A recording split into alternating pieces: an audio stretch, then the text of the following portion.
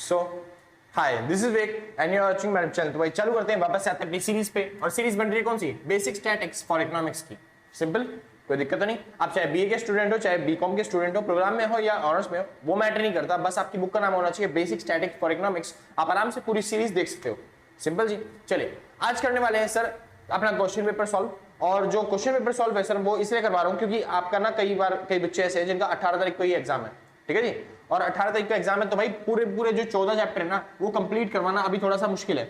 मैंने सोचा आज वैसे 17 तारीख है, मैं चाहूँ तो आज एक वीडियो बना के चैप्टर्स की और डाल सकता हूँ। ठीक है जी।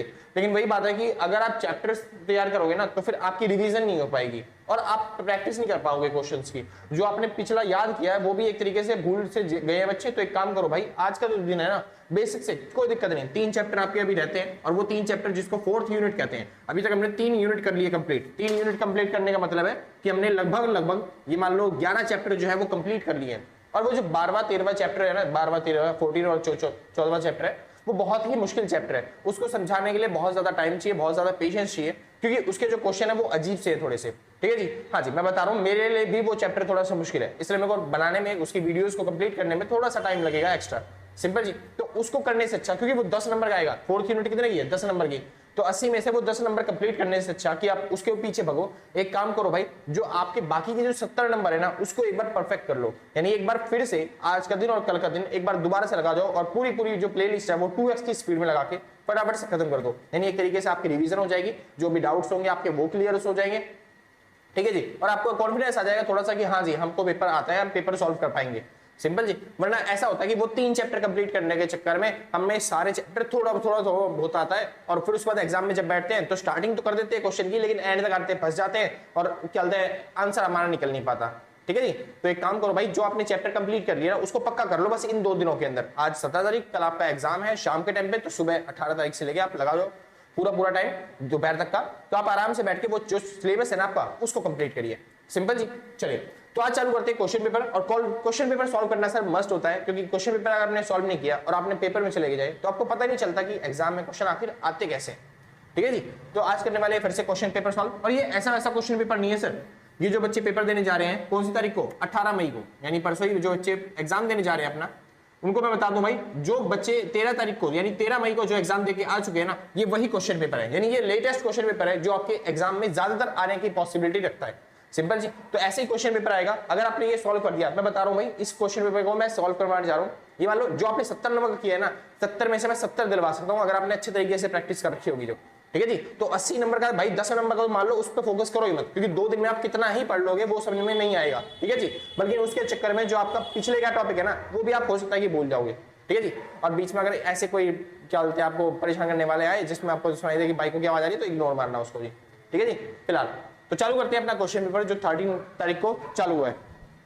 ठीक है जी। तो इस साल जो इसी बार जो पेपर आया आपका 13 मई को वो वाला पेपर है।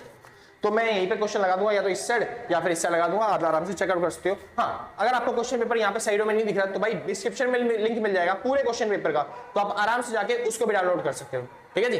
तो चालू करते हैं पहले क्वेश्चन के साथ। एक सेकंड में, बाहर से शोर ज्यादा आ रहा है, वेट करो। हाँ जी, तो शुरू करते हैं। आते हैं अपने पहले क्वेश्चन पे। और पहला क्वेश्चन क्या रहा है आपको साइड में दिख रहा होगा, या फिर डिस्क्रिप्शन में से भाई क्वेश्चन पेपर डाउनलोड कर लेना। पूरा question paper free of cost है, कोई चार्जेस नहीं है उसके। हाँ जी। तो कह रहा है पहला question, what do you mean by statics? Statics से आप क्या समझते हो उसके बारे में बताओ। Differentiate between descriptive and interfere statics of with example. आपको डिफरेंस बताना है। 2 ब्रांचेस होती है स्टैटिक्स की, आपको पता ही है। एक होती है एक होती है डिस्क्रिप्टिव स्टैटिक्स और एक होती है इन्फरेंशियल स्टैटिक्स। अब इन दोनों में डिफरेंस बताना है सर। बहुत सिंपल क्वेश्चन है। अगर आपने ध्यान से पहला चैप्टर किया हो तो पहले चैप्टर के अंदर मैंने आपको एंडिंग के टाइम में बताया था कि जो पहले चैप्टर में बताया रखा है कि डिफरेंस स्टैटिक्स की जो 2 ब्रांचेस होती हैं, एक होती है डिस्क्रिप्टिव स्टैटिक्स और एक होती है इन्फ्रेंशियल स्टैटिक्स। उन दोनों में क्या डिफरेंस है? जो डिस्क्रिप्टिव स्टैटिक्स है ना वो मीन मीडियन मोड के बारे में स्टडी करती है, यानी वो एक सैंपल के बारे में स्टडी करती है, वो अपना डाटा जो है वो एक्यूरेट देने की कोशिश करती है। वहीं पे जो इन्फ्रेंशियल स्टैटिक्स होती है वो फोरकास्टिंग करने की कोशिश करती है, वो हाइपोथेसिस टेस्टिंग करने की कोशिश करती है, जिसमें आपको फ्यूचर प्रेडिक्ट करने की बारे में बताती है, वो कि फ्यूचर में क्या हो सकता है उसके बारे में समझाती है, जिसके अंदर हम हाइपोथेसिस टेस्टिंग करते हैं, जेड टेस्ट करते हैं, एफ टेस्ट करते हैं। ठीक है जी। और उसके बाद ये जो डाटा होता है ना उसको क्या बोलते हैं जनरलाइज करने की कोशिश करती है, यानी एक ऐसा डाटा बताने की कोशिश करती है कि फ्यूचर में भी वो आपके यूज हो सके, आप उसके काम कर सको। सिंपल जी। तो ऐसी स्टैटिक्स होती है जी।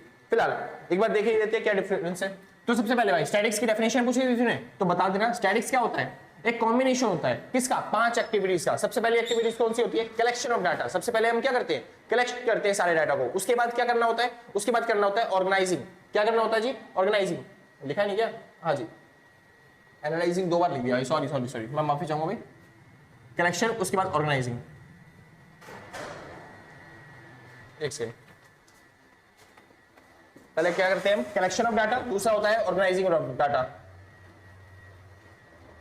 कलेक्शन ऑफ डाटा, दूसरा होता है ऑर्गेनाइजिंग ऑफ डाटा, तीसरा होता है प्रेजेंटेशन ऑफ डाटा, यानी प्रेजेंट करते हैं फिर डाटा को बार ग्राफ की फॉर्म में या फिर पाई चार्ट की फॉर्म में, ठीक है जी। तो तीसरा क्या होता है, प्रेजेंटेशन ऑफ डाटा। चौथा होता है एनालिसिस, हम उसमें एनालिसिस करते हैं जिसके मीन, मीडियन, मोड निकालते हैं, स्टैंडर्ड डेविएशन निकालते हैं, वेरिएंस निकालते हैं, ये सब चीजें निकालनी पड़ती है। लास्ट में हम करते हैं इंटरप्रिटेशन, हम क्या होते हैं उसको सॉल्व करते हैं कि कहां पे इसका यूज कर सकते हैं अपने बेटर क्या होते हैं आंसर के लिए, अपने बेटर रिजल्ट्स के लिए। सिंपल जी। तो ये कॉम्बिनेशन जो होते हैं 5 एक्टिविटीज का कॉम्बिनेशन को ही क्या बोलते हैं हम, स्टैटिक्स कहलाते हैं। सिंपल जी, बढ़िया। आगे चलते हैं, डिस्क्रिप्टिव स्टैटिक्स और इन्फ्लुएंशियल स्टैटिक्स। ये 2 तरह की स्टैटिक्स होती है, ब्रांचेस होती हैं स्टैटिक्स की। तो यहाँ पे हम क्या सीखते हैं, जो डिस्क्रिप्टिव स्टैटिक्स होती है वो समराइज करती है किसी भी टॉपिक को, डिस्क्राइब करती है किसी भी डाटा को, जबकि जो इन्फ्लुएंशियल स्टैटिक्स है ये प्रेडिक्शन करने में काम करती है, यानी फ्यूचर प्रेडिक्ट करने में काम करती है।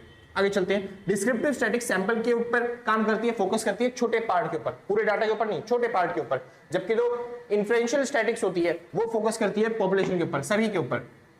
उसके बाद डिस्क्रिप्टिव स्टैटिक्स जो होती है वो डिस्क्राइब करती है बस खाली डाटा को, जबकि जो इन्फ्लुएंशियल स्टैटिक्स है वो जनरलाइज करती है डाटा को। डिस्क्राइब करने का मतलब क्या होता है, डिस्क्रिप्टिव स्टैटिक्स एक ऐसी यूनिट बता देती है जिससे वो डाटा जो होता है वो पूरा डिस्क्राइब किया जा सकता है, जबकि जो इन्फ्लुएंशियल स्टैटिक्स है वो आपको एक ऐसी यूनिट बताती है जिससे वो डाटा फ्यूचर तक भी आप क्या बोलते हैं यूज कर सकते हो। सिंपल से आगे चलते हैं, जो डिस्क्रिप्टिव स्टैटिक्स है ये सैंपल और पॉपुलेशन दोनों के ही यूज से बनती है, दोनों का ही यूज किया जाता है इसके अंदर। लेकिन इन्फ्लुएंशियल स्टैटिक्स के अंदर बस केवल सैंपल का यूज किया जाता है और आने वाले जो डाटा होते हैं उनका यूज नहीं किया जाता, बल्कि उनको प्रिडिक्ट किया जाता है कि क्या डाटा हो सकता है। सिंपल। डिस्क्रिप्टिव स्टैटिक्स जो होती है वो क्या बोलते हैं डेफिनेटिव वे में होती है, ठीक है जी। उसकी क्या बोलते हैं डेफिनेटिव वे मतलब क्या है कि जो डिस्क्रिप्टिव स्टैटिक्स होती है वो जो आपको निकाल के देती है मेजर, जैसे कि मीन निकाल के दिया, मीन के बाद मोड निकाल के दे दिया, मीडियन निकाल के दे दिया, या फिर क्या बोलते हैं मीडियन के बाद आपको मोड निकाल के दे दिया, या फिर ट्रिम्ड मीन निकाल के दे दिया, ट्रिम्ड मीन। तो ये सब जो डाटा देती है ना निकाल के, इन सबसे जो आपके पास डाटा आता है वो एक डेफिनेट डाटा आता है, यानी कि उसमें चेंजेस होने के चांसेस जो होते हैं वो कम होते हैं, क्योंकि आपने सारे एक्यूरेट वैल्यू लेके फिर उसके बाद सॉल्व किया। जबकि जो इन्फ्लुएंशियल स्टैटिक्स जो आपको डाटा प्रोवाइड करती है वो किसके लिए होती है, वो फ्यूचर में आने वाली जो डाटा होते हैं उनके लिए होती है, कि उनका जो है वैल्यूज होगी वो इतनी आने वाली है, और वो जो होती है वैल्यूज वो हो सकती है कि डिफर भी हो सकती है जो अब हमने डाटा चूज किया है उसके मुकाबले। सिंपल जी। तो बस यहाँ पे क्या होता है, हाइपोटेस्टिंग होती है, यहाँ पे क्या होता है मीन, मीडियन, मोड निकाला जाता है। बस इतना सा काम था, आपको डिफरेंस क्या आना था, डेफिनेशन बता रही थी, थोड़ा सा अच्छे तरीके से एक्सप्लेन करके आना था, जहां पे आपको पूरे मिल जाते हैं 7 नंबर। ठीक है जी, 7 नंबर क्वेश्चन था पूरा। आगे चले, पहला अगर आपने चैप्टर पढ़ रखा है, पहली वीडियो अगर आपने देख ली है तो आप 7 नंबर भी गेन कर सकते हो, पहली वीडियो ही आपको 7 नंबर दिला देगी। आगे चलते हैं जी, आगे कह रहे हैं पहले का ही दूसरा पार्ट है, कह रहे हैं explain any 2 types of random sampling. 2 तरह की रैंडम सैम्पलिंग बता दो। तो 2 तरह की रैंडम सैम्पलिंग क्या है, पहली है सिंपल रैंडम सैम्पलिंग, जिसमें हम क्या करते हैं, आंखें बंद करते हैं, जो भी डाटा जिस बंदे से हमको डाटा कलेक्ट करना है उससे डाटा कलेक्ट करते हैं। सिंपल जी, इसको बोलते हैं सिंपल रैंडम सैम्पलिंग।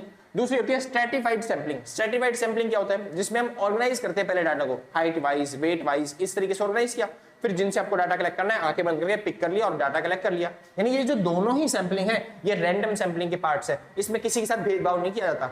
सिंपल, 2 तरह की सैम्पलिंग होती है, एक रैंडम सैम्पलिंग और एक होती है नॉन रैंडम सैम्पलिंग। और आगे उसने उसी में डिफरेंस पूछ रखा है, क्या कह रहा है, कह रहा है how are the random sampling techniques differ from non random sampling. Sampling और नॉन सैम्पलिंग में डिफरेंस बताना है बस आपको। तो ये रहा सैम्पलिंग और मतलब रैंडम सैम्पलिंग और नॉन रैंडम सैम्पलिंग में डिफरेंस।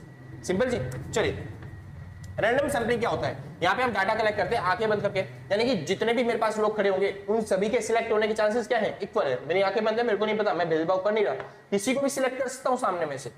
तो बस सिलेक्शन यहाँ पे कैसा होता है, प्रोबेबिलिटी बेसिस पे, जिसके सिलेक्ट होने की प्रोबेबिलिटी जैसी होगी उस हिसाब से डाटा क्या हो जाएगा, सिलेक्ट किया जाएगा। सिंपल। वहीं पे जो दूसरा नॉन रैंडम सैम्पलिंग है, यहाँ पे मैं आंखें खोल के डाटा कलेक्ट करता हूँ, यानी कि यहाँ पे मैं भेदभाव कर सकता हूँ लोगों के साथ, यानी कि यहाँ पे जो डाटा सिलेक्ट होने के चांसेस है वो क्या होते हैं, सब्जेक्टिव। सिंपल, जिससे मेरी ज्यादा बनती होगी मैं उससे डाटा ज्यादा कलेक्ट करूंगा। अच्छा सिंपल, आगे चलते हैं। इनमें भेदभाव होता है क्या चीज, तो यहाँ पे भेदभाव कम होता है और यहाँ पे भेदभाव क्या होता है, ज्यादा होता है डाटा के साथ। ठीक है जी, कॉम्प्लेक्सिबिलिटी, कौन से डाटा जो होते हैं कलेक्ट करने में, एनालाइज करने में मुश्किल आती है जिनमें, तो भाई रैंडम सैंपलिंग से जो डाटा कलेक्ट करते हैं ना, इनमें थोड़ी सी दिक्कतें होती है, थोड़ी सी प्रॉब्लम्स होती है, थोड़ी सी मुश्किल होती है, क्योंकि क्या पता मैंने आके बंद करके जो डाटा कलेक्ट किया वो मीन हमारा जो होगा, एक्चुअल मीन जो होगा उसको क्या बोलते हैं रिप्रेजेंट कर पाएगा या फिर नहीं कर पाएगा। तो ये बड़ी सबसे बड़ी प्रॉब्लम आ जाती है, खड़ी हो जाती है यहाँ पे, ठीक है जी। दूसरा यहाँ पे जो प्रॉब्लम होती है वो कम खड़ी होती है, क्योंकि जो मैंने डाटा सिलेक्ट किया है वो डाटा मैंने देख दाख के अच्छे तरीके से सिलेक्ट किया है कि जो होगा रिप्रेजेंटेशन होगा बेस्ट पूरे सीरीज का, पूरे डाटा का। सिंपल जी, जो भी हम सिलेक्ट करेंगे उसको। बढ़िया। एग्जांपल क्या होता है इनका? रैंडम सैंपलिंग का एग्जांपल है सिंपल और स्ट्रैटिफाइड सैंपलिंग, और नॉन रैंडम सैंपलिंग का एग्जांपल है कन्वीनियंस सैंपलिंग और कोटा सैंपलिंग। कोटा सैंपलिंग क्या होता है सर? जहां पे हम कोटा बांटते हैं, लोगों को कैटेगरी के हिसाब से बांटते हैं, जनरल, एससी, एसटी, ओबीसी पे कोटा बांट दिया गवर्नमेंट ने, और उसके बाद उनसे डाटा पिक करते हैं, लोगों को सिलेक्ट करते हैं, उनको जॉब प्रोवाइड करते हैं, नहीं कि उनको यूज किया जाता है आगे चल के। सिंपल जी, उन डाटा को आगे चलो ना, पक्का। तो भाई ये मान लो आपका 8 नंबर का ये वाला क्वेश्चन भी आराम से सॉल्व हो जाता है, अच्छे तरीके से एक्सप्लेन करके आना है वहां पे। तो ये मान लो अगर आपने 2 वीडियो देख ली, क्योंकि ये दूसरे चैप्टर में था, तो अगर आपने 2 वीडियो देख ली तो ये मान लो 15 नंबर जो है आपके कंफर्म आपके हो जाते, अगर आप 2 वीडियो ही देख के चले जाते तो। सिंपल, कोई दिक्कत नहीं। आगे चलते हैं। तो 13 तारीख का पेपर है भाई, तो आराम से अच्छे तरीके से पेपर हो जाएगा आपका, ज्यादा मुश्किल पेपर आता नहीं है। शुरू करते हैं भाई। कह रहे हैं हम क्वेश्चन नंबर दूसरा, यहां पे उतार दूंगा, लिख दूंगा भाई क्वेश्चन नंबर दूसरा। तो दूसरे का पहला क्वेश्चन कह रहा है the following data consist the information on the marks of the student year studied in the generic elective basic statics for economics exam. तो जो बच्चे बेसिक स्टैटिक्स फॉर इकोनॉमिक्स लेके बैठे उनके आपको मार्क्स दे रखे हैं, जो कि मार्क्स कितने हैं तो लिख देते हैं जी। तो सेकंड का ए पार्ट मार्क्स दे रखे हैं आपको 21, 68, 44, 35, उसके बाद 17, 54, 116, उसके बाद 27, 76, ठीक है जी, उसके बाद 42। सिंपल। अब आपको कह रहा है पहले पार्ट में कह रहा है अर्थमेटिक मीन निकालो और मीडियन निकालो। कोई बात नहीं जी, सबसे पहले अर्थमेटिक मीन निकालने के लिए कह रहा है, तो मीन का फॉर्मूला होता है सिग्मा एक्स बटे में एन। तो आपको इन सब का सम करना है, और भाई मेरे को सम करने में दिक्कत हो जाएगी क्योंकि बहुत टाइम लग जाएगा, ठीक है जी। चलो कर ही लेते हैं फिर भी, कोई भी बात नहीं। देखते भाई 8 और 1 9, 10 11 12 13, 13 और 5, 13 और 5 हो गया भाई 18, 18 और 7 हो गया 25, 25 और 4, 25 और 4 29, 29 और 6 35, 35 और 7 42, 42 और 6 48, 48 और 2 50, 50 का 0, 5 हाथ से ऊपर हो गया, ठीक है जी। 5 और 2 7, 7 और 6 13, 13 और 4 13 और 4 17, 17 और 3 20, 20 और 1 21, 21 5 26, 26 और 11, 26 और 11 हो गया 37, 37 38 39, 39 और 7 39 और 7 46, 46 और 4 50, यानी कि हो गया 500। सिंपल। अब देख लेते हैं नंबर कितने, 1 2 3 4, get on the dense floor 1 2, यानी कि 10 नंबर भाई, 0 से 0 कट गया, आपका आंसर आ गया 50। तो मीन कितना आया आपका 50। दूसरा वो कह रहा है दूसरी चीज क्या निकालने के लिए, दूसरी चीज कह रहा है आपको मीडियन निकालना है, और आपको मीडियन पता ही है सर, मीडियन क्या होता है। सबसे पहले मीडियन निकालने के लिए, हाँ जी, तो सबसे पहले मीडियन निकालने के लिए आपको इस डाटा को असेंडिंग या फिर डिसेंडिंग ऑर्डर में लगाना पड़ेगा। तो जी लगा लेते हैं फटाफट से। सबसे छोटी वैल्यू मेरे को दिखाई दे रही है यहाँ पे 17, उससे बड़ी वैल्यू मेरे को दिखाई दे रही है 21, उससे बड़ी वैल्यू 27, तो मैंने 1 2 3 ये 3 वैल्यू ले ली। इससे बड़ी वैल्यू कोई है, जिससे बड़ी वैल्यू मेरे को दिखाई दी है 35, 35 से बड़ी वैल्यू मेरे को दिखाई दे रही है 44, 44 से बड़ी वैल्यू मेरे को दिखाई नहीं सॉरी 35 से बड़ी वैल्यू 42 है, और 42 से बड़ी वैल्यू 44 है, 44 से बड़ी वैल्यू हमारे पास 54 है, 54 से बड़ी वैल्यू हमारे पास 68 है। तो 44 35 42 और 54 और 68 ये वैल्यू ले ली। अब क्या बच गया 116, तो 116, ठीक है जी। अच्छा एक 76 भी बचा भाई, तो 76 पहले फिर 116, देख लो भाई 10 वैल्यू है 1 2 3 4, get on the dense floor 1 2, ठीक है जी, पूरे 10 वैल्यू हमारे पास। सिंपल जी। चलिए अब हमको क्या निकालना है, मीडियन। मीडियन मतलब क्या होता है n/2 ts टर्म प्लस में n/2 + 1 ts टर्म अपॉन में 2। ये फॉर्मूला होता है अगर इवन नंबर का आपको दे रखा है क्या डाटा, तो वहां पे फॉर्मूला क्या लगाएंगे, तो 10 बटे में 2 प्लस में 10 बटे में 2 + 1, और यहाँ से आ जाएगा टीएस टर्म, यहाँ से आ जाएगा टीएस टर्म और अपॉन में 2। वो कह रहा है भैया सिंपल करो ना भैया, बीच की वैल्यू लो, 4 वैल्यू यहाँ से छोड़ो और 4 वैल्यू इधर से छोड़ो, बीच में जो बच गया उसकी बीच की वैल्यू ले लो 43। हाँ जी वो आ जाएगा, लेकिन पेपर में करके दिखाना पड़ेगा, तो ये नंबर आपको करके दिखाने के लिए मिलते हैं, ठीक है जी। चलिए सॉल्व करते हैं। तो ये हो गया 5 और ये हो गया 6 टर्म, ठीक है जी, अपॉन में 2। तो 5th टर्म हमारे पास है 42 और 6 टर्म हमारे पास है 44, तो दोनों को जोड़ के 2 से डिवाइड करोगे तो आपका आंसर आ जाएगा 43। सिंपल जी। तो आपका ये मीडियन आ गया। तो इस तरीके से आपको क्वेश्चन सॉल्व करना था, और ये सॉल्व करते के साथ ही आपको 4 नंबर, एक सेकंड भाई, इसके 4 नंबर है भाई, इसको सॉल्व करने के और इसको सॉल्व करने के लिए 5 नंबर है, तो टोटल आपको मिल गए 9 नंबर। सिंपल जी। तो अगर आपने मेरी क्या मीन निकालने वाली वीडियो, मीडियन निकालने वाली वीडियो देख रखी है तो भाई आपके 9 नंबर और पक्के हो गए। मैं बता रहा हूँ आप ना पूरे 70 नंबर कर सकते हो। इतना पेपर इजी आ गया था ये वाला 13 तारीख का, तो आप अच्छे तरीके से कर सकते हो। ठीक है जी, तो ज्यादा डरने की बात नहीं है इसमें। आगे चलते हैं, दूसरा क्वेश्चन क्या रहा है भाई, दूसरा क्वेश्चन इसी का मतलब कि दूसरा पार्ट, मतलब अभी तो 4 ही नंबर होंगे भाई, नहीं 2 नंबर इसके होंगे, 2 नंबर इसके होंगे, क्योंकि दूसरा पार्ट भी है इसमें, 5 नंबर उसके होंगे। देखते हैं दूसरा पार्ट क्या कह रहा है if two observation was 86, if second observation was 86, second observation क्या हो 86 इंस्टेड ऑफ 68, तो ये जो सेकंड ऑब्जर्वेशन है 68, इसकी जगह हमको क्या लेना था 86। ठीक है जी, कह रहा है how would be the mean and median changes, mean और मीडियन में क्या चेंज आएगा वो बताओ। सिंपल जी, अगर हम इस 86 को चेंज कर दें तो देखो मीडियन में तो कोई चेंज आएगा नहीं, मीडियन मतलब होता है मिड वैल्यू। अगर हम इसको चेंज कर दें और 68 को क्या कर दें हम इसको बना के कर दें 86, तो ये 86 अब 68 यहां से उठ के कहां चला जाएगा, ये चला जाएगा इधर, यानी कि ये हो जाएगा 76 आगे आ जाएगा और 86 फिर पीछे हो जाएगा। लेकिन क्या इससे कोई इफेक्ट पड़ रहा है हमारे इस मीडियन पे? नहीं, हमें तो बस मिड वैल्यू चाहिए, तो मीडियन पे कोई इफेक्ट नहीं पड़ेगा। मीडियन हमारा वही आएगा जो पहले आया था 43। ठीक है जी, जो इफेक्ट पड़ेगा वो किसके ऊपर पड़ेगा, मीन के ऊपर। अब मीन के ऊपर क्या पड़ेगा इफेक्ट, देखो जो 68 की जगह हम 86 लेने लग गए तो जो इसका सम है वो क्या हो जाएगा, वो बढ़ जाएगा। सम बढ़ जाएगा मतलब कितने से बढ़ जाएगा, ये हो गया 70 80 यानी कि 10 10 और 18, जो सम है वो बढ़ जाएगा 18 से, यानी कि इसके अंदर 18 वैल्यू प्लस हो जाएगी, यानी कि जो सम आ जाएगा सिग्मा एक्स वो आ जाएगा 518। कितना आ जाएगा 518, और फिर उसको डिवाइड करना पड़ेगा 10 से, तो आपका मीन आ जाएगा 51.8। सिंपल, तो जो मीन है उसमें चेंज आ जाएगा कितने का 1.8 का, लेकिन मीडियन में कोई चेंज नहीं आने वाला। इतना सिंपल, आसान था। हाँ जी, तो इस चीज को करने के लिए आपको मिल रहे थे कितने नंबर, 2 नंबर, कोई दिक्कत नहीं। हाँ जी, तो ऊपर वाले के मिल गए 2 नंबर, नीचे वाले के तो मिल गए 2 नंबर, तो 4 नंबर आपके पक्के। नहीं सॉरी, इसके मिल गए आपको 4 नंबर और इस अकेले के मिल गए आपको 5 नंबर, तो 5 नंबर आपको इसके मिल जाएंगे, तो आप आराम से सॉल्व करके आ सकते हो इस। और आपको समझाना भी पड़ेगा कि मीडियन पे कोई इफेक्ट नहीं पड़ेगा। क्यों नहीं पड़ेगा, तो मीडियन जो होता है वो मिड वैल्यू को लेके चलता है, तो मिड वैल्यू पे तो कोई चेंजेस हुए नहीं। अगर इसको ज्यादा कम कर देते यहाँ पे आ जाता तब मीडियन हमारा चेंज हो जाता, साइड में खिसक जाता, लेकिन अभी कुछ नहीं होगा। सिंपल जी, बहुत अच्छी बात है। आगे चलते हैं भाई।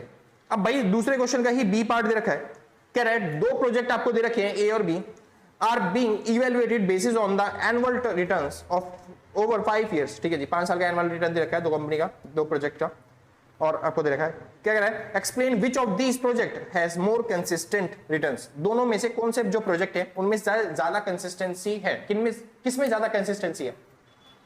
कंसिस्टेंसी नापने के लिए आपको वेरिएंस निकालना पड़ता है, या फिर स्टैंडर्ड डेविएशन निकालना पड़ता है, या फिर कोएफिशिएंट ऑफ वेरिएंस निकालना पड़ता है, और जिसकी वैल्यू कम आती है स्टैंडर्ड डेविएशन की, दोनों कंपेयर करने पे जिसकी वैल्यू कम होगी वो जो डाटा होगा वो ज्यादा कंसिस्टेंट होगा। सिंपल जी, चलिए एक बार फटाफट से इसको सॉल्व कर लेते हैं। जिसको नोट करना है भाई फटाफट से नोट करो, फिर हम आगे चलते हैं। सिंपल जी, बहुत अच्छे। हाँ भाई श्योर है, तो चालू करते हैं सर, आते हैं अपने टॉपिक पे। अब कह रहा है आपसे निकालने के लिए क्वेश्चन नंबर 2 का बी पार्ट। क्वेश्चन नंबर 2 का बी पार्ट कैसे निकलेगा, ध्यान से देख लेते हैं आराम से। इसमें आपको 2 डाटा दे रखा था और 2 डाटा के अंदर आपको कंपैरिजन करना है और बताना है कौन सा जो डाटा है वो ज्यादा कंसिस्टेंट है। ठीक है जी, कंसिस्टेंट रिटर्न आपको प्रोवाइड करना है। चलिए जी सॉल्व कर लेते हैं। पहले लेता हूं मैं यहाँ पे ए फॉर्म, दूसरा लेता हूं यहाँ पे बी फॉर्म। पहले ए फॉर्म में जो दे रखी है डाटा वो दे रखा है 6 8 7 9 और 6। यहाँ पे जो डाटा दे रखा है आपको वो दे रखा है 10 12 9 11 और लास्ट में 4। अब हमको क्या करना है, सबसे पहले भाई मैं मीन निकाल तो सकता हूं, क्यों मैं मीन निकालूंगा फिर उसके बाद माइनस करूंगा, फिर उसके बाद क्या बोलते हैं उसका स्क्वायर करना है, ये सब चीजें करनी है। बस मीन पॉइंट में आए, इसका पॉइंट इसका निकालते हैं मीन। तो 11 और 9 20 20 30 40 40 और 2 42 42 और 4 46, तो 46 बटे में को करना पड़ेगा 5, जो कि पॉइंट में आएगा, जाहिर सी बात है। तो हम शॉर्टकट मेथड का यूज करेंगे इस बार। ठीक है जी, तो मीन ए का हम एज्यूम कर लेते हैं कि 7 आ गया, मीन बी का हम एज्यूम कर लेते हैं जी 10 आ गया। ठीक है जी, चलो इसके हिसाब से निकालते हैं। तो dx निकाल लेंगे, यहाँ पे dy निकलेगा। x निकालने के लिए 6 में से सॉरी 7 में से नहीं 6 में से 7 गया तो -1, 8 में से 7 गया तो 1, 7 में 7 गया 0, 9 में से 7 गए तो बच गया 2 और 6 में 7 गया तो -1। उसके बाद हमको करना है इसका स्क्वायर करते के साथ ही 1 1 0 4 1। अब इसका टोटल करना होता है तो 4 5 6 7 टोटल आ गया 7 इसका टोटल आ गया भाई कट के 1। ठीक है जी, इसका कर लेते हैं एक बार। तो 10 का 10 0 आ जाएगा, 12 में से 10 गए तो 2, 9 में से 10 गया तो माइनस का 1, 11 में से 10 गए तो 1, 4 में से 10 गए तो 6। सिंपल, इसका स्क्वायर कर लेते हैं तो dy स्क्वायर बन जाएगा 0 4 1 1 6 6 36, यानी टोटल आ गया 36। कर लेते हैं टोटल 36 और 4 और 2 42, 6 7 8 और इससे कट जाएगा, यानी आपका आंसर आ रहा है यहाँ पे 1 सेकेंड भाई, कुछ गड़बड़ तो नहीं हो रही ना। 12 में से 10 गए 2, 9 में से 10 गया माइनस का 1, 11 में से 10 गए तो बच गया 1, और यहाँ पे चलते 4 में से 10 गए तो बच गया माइनस का 6, सॉरी माइनस का 6, तो माइनस का 6 और 1 हो गया 7, 7 में से अगर आप 3 घटाओगे तो बचेगा यहाँ पे माइनस का 4। सिंपल। अब चालू करते हैं, हमको निकालना है सर स्टैंडर्ड डेविएशन। पहले वेरिएंस निकाल लेते हैं। वेरिएंस का फॉर्मूला होता है dx स्क्वायर अपॉन में n माइनस में dx अपॉन में n का होल स्क्वायर। अब अगर इसके ऊपर स्टैंडर्ड डेविएशन निकालना चाहते हो तो इसके ऊपर रूट लगा देना है, बाकी और कुछ करना नहीं होता। ठीक है जी, मैं वेरिएंस की निकाल रहा हूँ फिलहाल, अभी शुरू करते हैं फिलहाल। तो क्या कह रहा है यहाँ पे, कह रहा है 7 बटे में 1 माइनस में 1 नहीं, सॉरी नंबर है ना यहाँ पे 5, माइनस में 1 बटे में 5 का होल स्क्वायर। तो इसको सॉल्व करेंगे तो ये बन जाएगा आपके पास 7 अपॉन में 5 माइनस में 1 अपॉन में 25, और इसको सॉल्व करेंगे तो ये जाएगा 5 7 जो 35, 35 और में से 1 गया तो ये बच गया 36, तो 36 अपॉन में 25। सिंपल जी, तो ये वैल्यू आ गई इसकी वेरिएंस की। इसको भी सॉल्व कर लेते हैं साथ में, देखते हैं क्या आंसर आता है इसका। तो इसका भी फॉर्मूला वही बनेगा वेरिएंस का। ठीक है जी, और फॉर्मूला बन गया 42 अपॉन में 5 माइनस में माइनस का 4 अपॉन में 5 का होल स्क्वायर। ठीक है जी, और इसको जब करेंगे स्क्वायर तो 4 चौक हो जाता है 16 बटे में 5 पंजे हो जाता है 25 माइनस में 42 बटे में 5 से मल्टीप्लाई करेंगे ऊपर वाले को तो ये हो जाएगा नीचे वाला 25, लेकिन ये वाला हो जाएगा 5 से मल्टीप्लाई करने 5 दूनी 10 का 0, 1 हाथ 0 ऊपर 5 चौक 20 और 1 21, 210। 210 में से आप 16 घटाएंगे तो हमारे पास बचेगा 194। क्या बचेगा हमारे पास 194 ही बचेगा ना, तो 6 चले गए तो 94, हाँ जी सही है, बटे में 25। और आपको देखने को मिल जाएगा कि जो वेरिएंस है उसमें वेरिएंस में कम वेरिएंस वाला कौन सा टॉपिक है, तो आपको दिख रहा है फर्म ए जो है उसका वेरिएंस कम है, तो यानी कि ये वाला जो है ज्यादा कंसिस्टेंट रिटर्न आपको प्रोवाइड करेगा। अगर आपको स्टैंडर्ड डेविएशन भी निकालना है तो कुछ नहीं करना, स्टैंडर्ड डेविएशन निकालने के लिए बस अंडर द रूट निकाल देना 36 बटे में 25 का। ठीक है जी, 6 6 36 होता है तो ये हो जाएगा 6 बटे में 5, 6 अपॉन में 5 नहीं, एक सेकंड हाँ ठीक है, 6 बटे में 5 मतलब होता है, अच्छा रूट हट जाएगा ना फिर इसके ऊपर से, और 6 बटे में 5 का मतलब हो गया आपका कितना हो गया 5 एकम 5, पॉइंट लगाया 0 तारा 10 हो गया, 5 दूनी 10, 1.2 आ गया।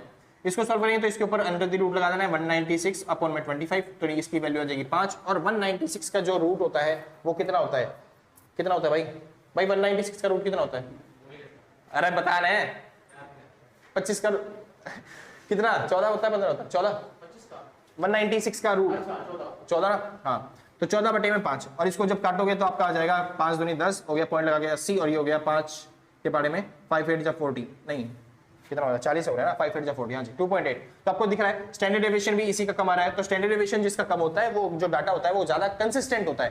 तो आपका डाटा कौन सा ज्यादा कंसिस्टेंट है भाई, पहला जो पार्ट है उसका, मतलब कि प्रोजेक्ट ए जो है वो ज्यादा कंसिस्टेंसी आपको प्रोवाइड कर रहा है।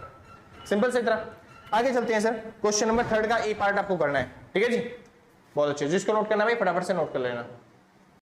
हाँ भाई तो शुरू करते हैं। अब आते हैं अपने थर्ड क्वेश्चन पे, और देखो आपने यहाँ पे पहला और दूसरा क्वेश्चन कर लिया। पहला और दूसरा क्वेश्चन इतना इजी क्वेश्चन था ना भाई, ये मान लो आपके 30 नंबर फ्री के नंबर है।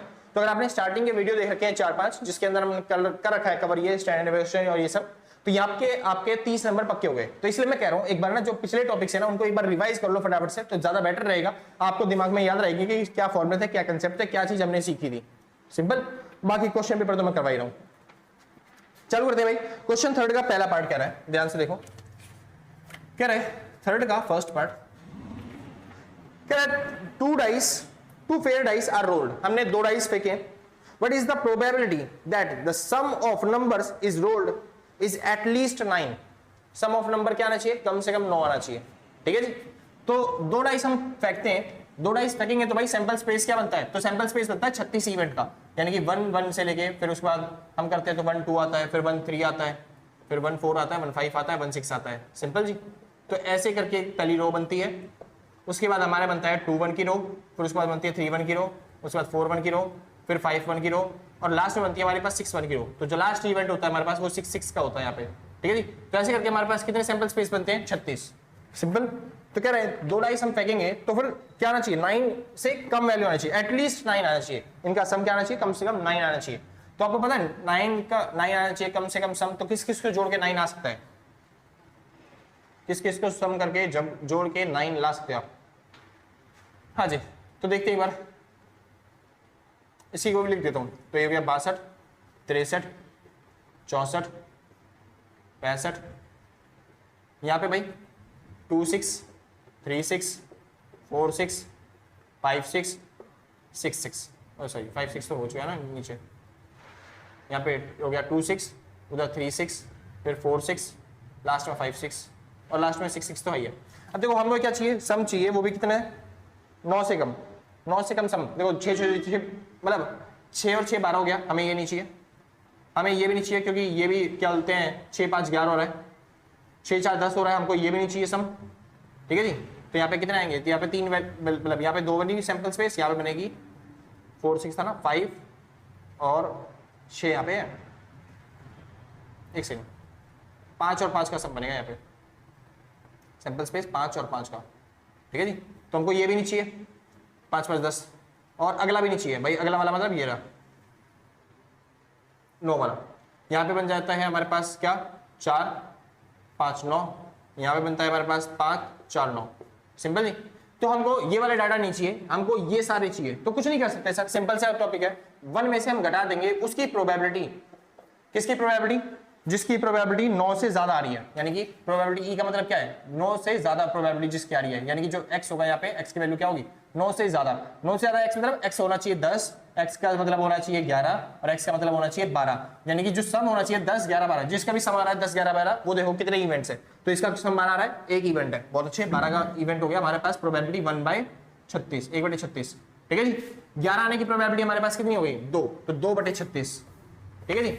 10 आने की प्रोबेबिलिटी कितनी हो गई 1 2 3 4, 4 प्रोबेबिलिटी हो गई 4/36, सिंपल जी। तो हमको दिखाई दे रहा है एक सेकंड 10 आने की प्रोबेबिलिटी भाई 6 4 10 आने की प्रोबेबिलिटी हो गई 1 2 3 3 प्रोबेबिलिटी भाई 3 3 3, और हमको उसने क्या बोला था एट लीस्ट 9 चाहिए भाई, 9 चाहिए उसे, तो ये वाला नहीं मिट हो सकते ना क्योंकि इसका सब तो 9 आ रहा है ना, तो इसको नहीं करना, मतलब इसको भी चाहिए ना उन्हें, तो हमें क्या करना है जो 10 और उससे ऊपर वाले सम है उनको हमको क्या करना है हटाना है, तो बस 1 प्रोबेबिलिटी में से माइनस कर देंगे इन सभी की प्रोबेबिलिटी, कितना हो गया ये 3 2 5 और 1 6, यानी 6/36, और जो आपका आंसर आ जाएगा वो कितना आ जाएगा, ये आ जाएगा आपके पास 30/36, तो यह प्रोबेबिलिटी आ गई आपके निकल के कि 9 या उससे ज्यादा जो आपको इवेंट चाहिए उसकी प्रोबेबिलिटी क्या होगी, मतलब एटलीस्ट 9 आने की प्रोबेबिलिटी क्या होगी, तो आपका प्रोबेबिलिटी बन गई 30/36, सिंपल सा, बस सिंपल सा क्वेश्चन था। देखो हमने क्या किया, उसने बोला एटलीस्ट 9 आने चाहिए, एटलीस्ट 9 आने चाहिए हमको, तभी जीतेंगे हम, तभी हम प्रोबेबिलिटी अपनी काउंट करेंगे, तो बस 9 आने की 9 ना आने की प्रोबेबिलिटी क्या होगी, 9 ना आए मतलब क्या होगा 10 भी आ सकता है 11 भी आ सकता है 12 भी आ सकता है सब,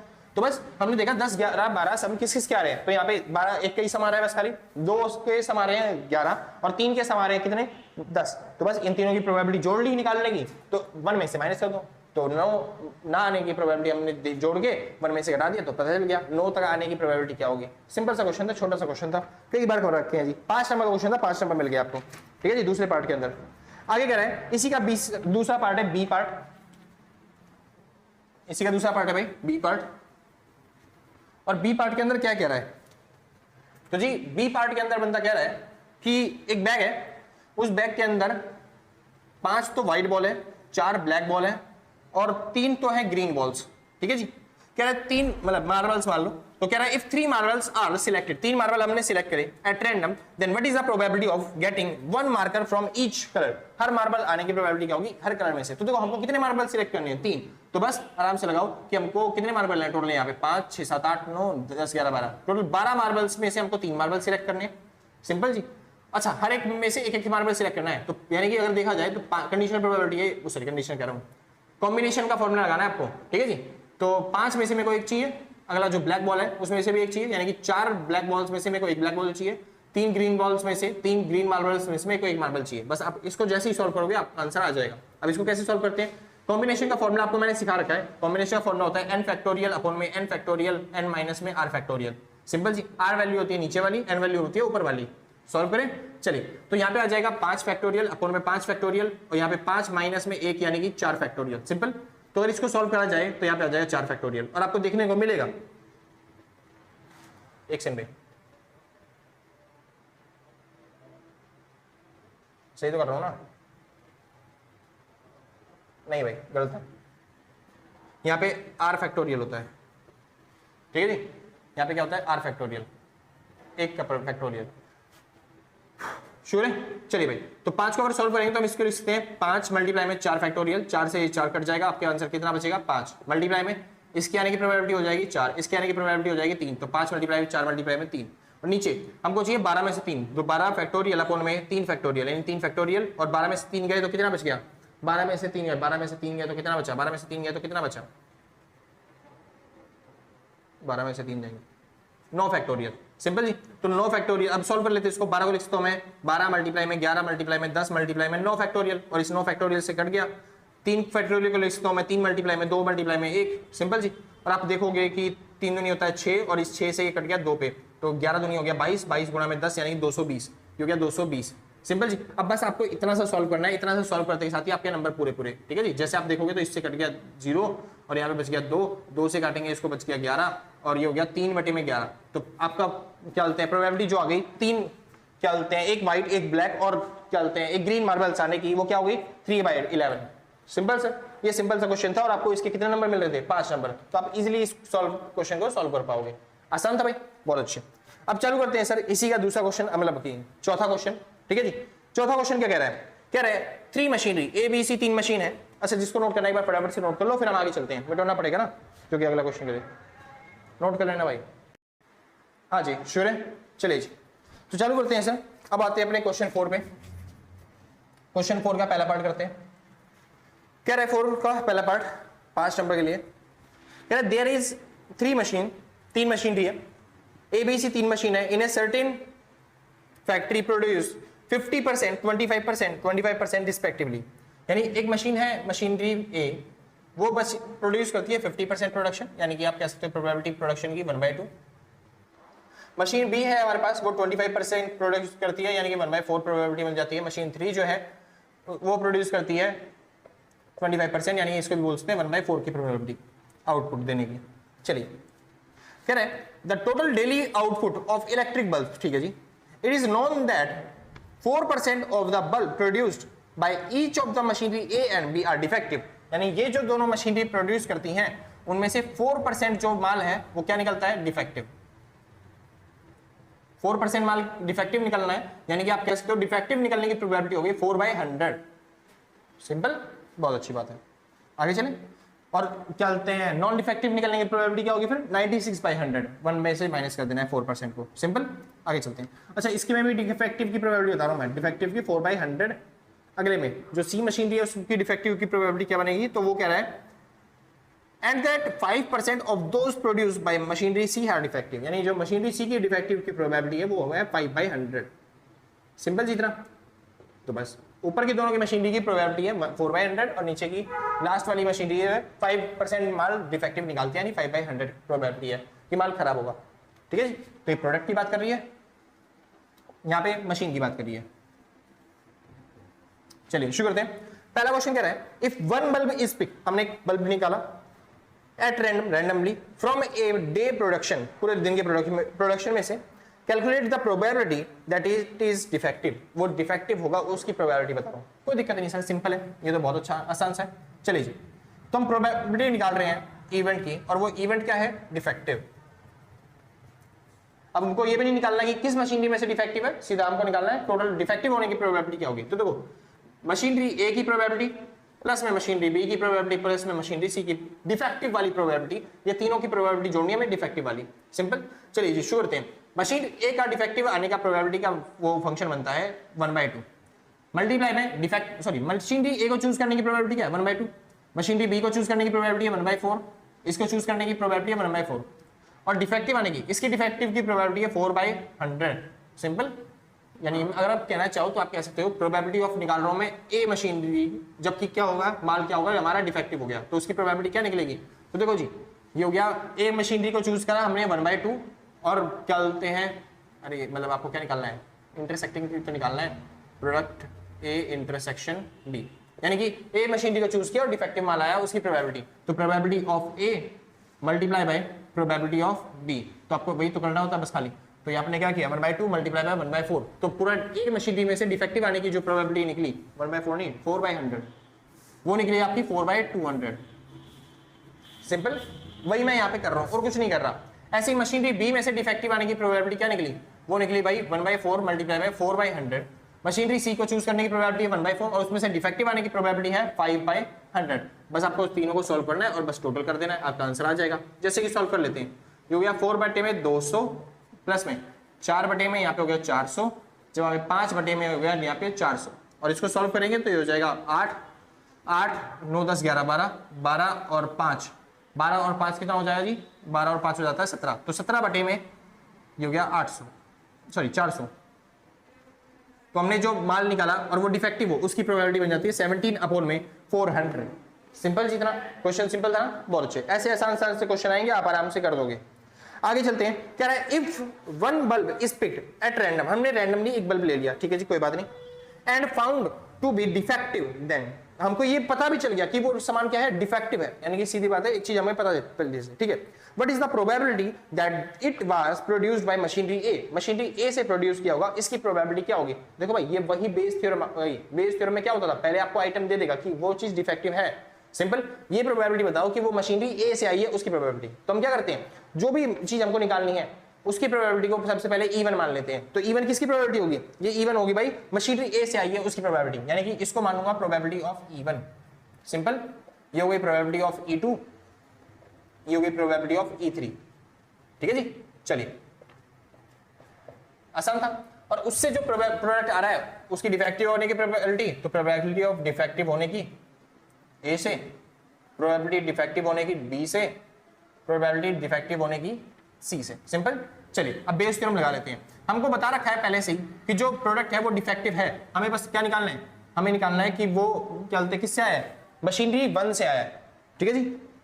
तो वो मशीनरी 1 से आया है, जबकि प्रोबेबिलिटी क्या है, डिफेक्टिव, यानी कि E1 हमको निकालना है, जो कि प्रोबेबिलिटी क्या दे रखी है कि वो प्रोडक्ट क्या है, डिफेक्टिव है, सिंपल जी। अब इसकी प्रोबेबिलिटी कैसे निकालें, तो जो चीज आपको दे रखा है उसका बस उल्टा करना होता है, आपको यहाँ पे निकल के आ जाएगा वो। तो क्या करना है आपको, probability of E1 multiply by इसका उल्टा, यानी कि डिफेक्टिव है वो माल, उसकी प्रोबेबिलिटी, जबकि क्या बोलते हैं आपको E1 दे रखा हो, ठीक है जी, अपॉन में यही सेम खा के आपको नीचे लिखना है, यानी probability of E1 multiply by, भाई मैंने बेस थ्योरम सिखाई है, तो अगर आपने प्रोबेबिलिटी वाले चैप्टर के नहीं करे हैं तो कुछ बच्चे हैं जिनको लगेगा कि भैया मैं बहुत जल्दी जल्दी करवा रहा हूं और आपको समझा नहीं रहा, क्योंकि सर मैं आपको क्वेश्चन पेपर सॉल्व कर रहा हूं, अगर मैं इसी को सॉल्व करने में क्वेश्चन पेपर में 3 घंटे लगा दूंगा तो फिर आपको सीखने का फायदा क्या।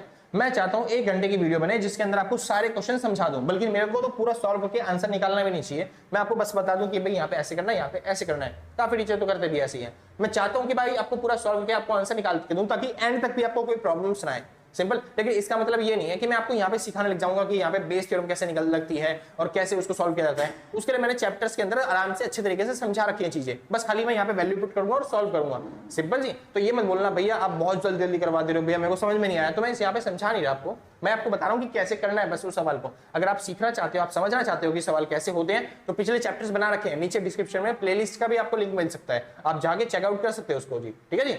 हाँ जी, तो इसमें गलती आपकी होती है कि आपने पढ़ा है नहीं, पूरी सीरीज देखी नहीं है, बस आ जाते हो आप खाली क्वेश्चन पेपर सॉल्व करने। तो पहले पढ़ना होता है, उसके बाद सीरीज देखनी होती है। हाँ, जिसके पास तो टाइम ही नहीं है वो तो भाई खाली क्वेश्चन पेपर देख के जाओ, क्या पता इसमें से ही थोड़ा बहुत आपको समझ में आ जाए, आप वैसे ही क्या उतार के आ जाना, ठीक है जी। चलिए शुरू करते हैं। तो प्रोबेबिलिटी ऑफ बस क्या होता है D1, जबकि E1 हो चुका हो, सेम ऐसी अब प्रोबेबिलिटी प्लस करनी होती है बाकी सबकी भी, यानी इन दोनों की भी, तो सेम वही करूंगा मैं, प्रोबेबिलिटी ऑफ E2 होने की मल्टीप्लाई बाय प्रोबेबिलिटी ऑफ जब डिफेक्टिव निकल चुका हो किससे, E2 से, मतलब मशीनरी 2 से, ठीक है जी। चलिए प्लस में प्रोबेबिलिटी ऑफ E3 यानी कि मशीनरी 3 की probability multiply by probability of जब क्या होता है डिफेक्टिव निकल चुका हो किससे, मशीनरी 3 से, सिंपल, कोई दिक्कत नहीं, बहुत अच्छी बात है। आगे चलते हैं भाई, तो सॉल्व कर लेते हैं इसको। प्रोबेबिलिटी मशीनरी 1 को सिलेक्ट करने की 1/2 है, मल्टीप्लाई बाय डिफेक्टिव मशीनरी 1 से कितना आ रहा है 4/10, ठीक है जी, इतना ही था ना, एक सेकंड, पहले मशीनरी से डिफेक्टिव, हाँ जी 4% था, यानी 4/10, 4/100 सॉरी, अपॉन में नीचे क्या आएगा, नीचे भाई पहली मशीनरी की प्रोबेबिलिटी 1/2 मल्टीप्लाई बाय 4/100, प्लस में दूसरी मशीनरी की प्रोबेबिलिटी जो थी 1/4 थी, ये रहा ना भाई 1/2 1/4, तो वही ले रहा हूं मैं, मल्टीप्लाई बाय डिफेक्टिव होने की प्रोबेबिलिटी इसकी भी 4/100, प्लस में 1/5 इसकी प्रोबेबिलिटी थी मल्टीप्लाई बाय 4/100, कोई दिक्कत नहीं, आसान था इतना। और देखो इस पूरे को मैं अभी सॉल्व करके आ चुका हूं, और इसको सॉल्व करके आ चुका हूं, तो इसकी वैल्यू मैं उठा के वहां पे लिखता हूं, जो कि कितनी थी 17/400, तो इसकी हो गई ऊपर वाले की 4/200 और इसकी होगी 17/400, सिंपल से इतना। और जब इसको सॉल्व करेंगे तो बस आपको पता चलेगा कि 200 से मतलब ये 400 कर गया, यहाँ पे या 2 को ऊपर जाके मल्टीप्लाई कर दिया तो ये गया 4 दूनी 8, 8/17, तो ये प्रोबेबिलिटी बन जाएगी कि जो आपका सामान है, प्रोडक्ट है, वो डिफेक्टिव निकला है, और वो भी कौन सी, मशीनरी फर्स्ट से, सिंपल, कोई दिक्कत तो नहीं, बहुत अच्छी बात है। बस भाई, तो यहां पे खत्म होता है ये वाला क्वेश्चन। आगे चलते हैं सर, कह रहा है पांचवा क्वेश्चन।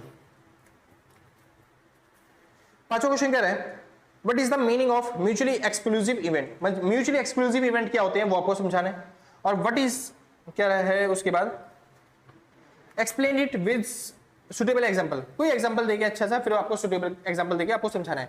भाई ये म्यूचुअली एक्सक्लूसिव इवेंट जो है ना, मैंने आपको करवाया था कौन से टाइम पे, जब मैं करवा रहा था इंडिपेंडेंट इवेंट्स क्या होते हैं, जब मैं करवा रहा था आपको कंडीशनल प्रोबेबिलिटी, ठीक है जी, तो वहां पे मैंने अच्छे तरीके से समझा दिया था म्यूचुअली एक्सक्लूसिव इवेंट्स क्या होते हैं। तो ऐसे इवेंट्स होते हैं जिसमें क्या होता है, दोनों में से कोई भी इवेंट्स के अंदर कॉमन वैल्यू नहीं आती, यानी वो पहला इवेंट अलग होता है, दूसरा इवेंट अलग होता है, ठीक है जी। तो दोनों ही एक दूसरे से मतलब दोनों ही एक दूसरे के ऊपर इंडिपेंडेंट नहीं होते, इसको बोलते हैं म्यूचुअली एक्सक्लूसिव इवेंट।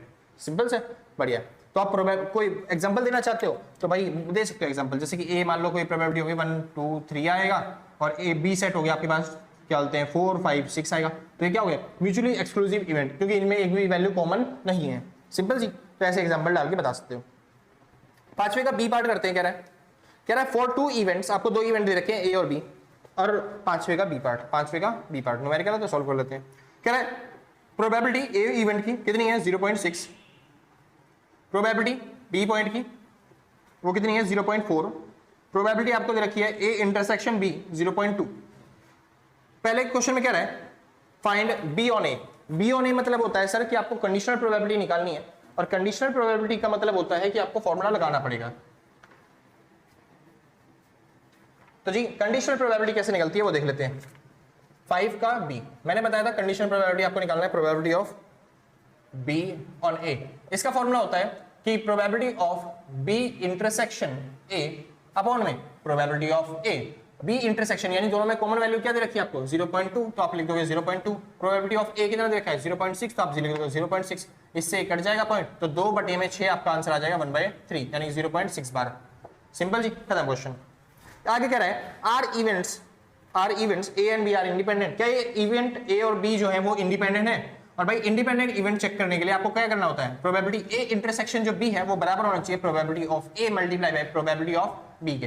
ये आपको बता चुका हूं मैं, इवेंट इंडिपेंडेंट इवेंट की बस यही एक प्रॉपर्टी है, इसके बारे में और कुछ नहीं। जहां पे भी इंडिपेंडेंट इवेंट दिखाई दिया आपको बस यही प्रॉपर्टी लगानी है, और आपको चेक करना है कि दोनों बराबर है या नहीं। चेक कर लेते हैं।